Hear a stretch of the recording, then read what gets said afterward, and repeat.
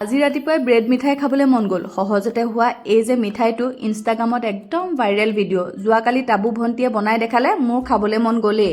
কেইবাবাৰো বনালোঁ। আজি আপোনালোকক পৰিৱেশন কৰিও দেখাম। 2টা বাটাৰ কিউব লৈছোঁ। মেল্ট হোৱাৰ লগে লগে এতিয়া ব্ৰেড 4খন সেকি ল'ম। ব্ৰেড যিহেতু অকণমান কোমল হৈ থাকে, এনেধৰণে বাটাৰ দি যদি সেকি লওঁ তেতিয়াতো টাইট হৈ যায় আৰু মিঠাইখন খাবলৈও তেতিয়া সুন্দৰ হয়। এয়া ইলুট সিলুটকৈ 1 মিনিটমান কম জুইত ভাজিলোঁ। যে অকণমান খৰখৰীয়া হ'ল, এতিয়া বাউল এটালৈ উঠাই ৰাখিলোঁ। সেইখিনি সময়তে গাখীৰ আহিলে।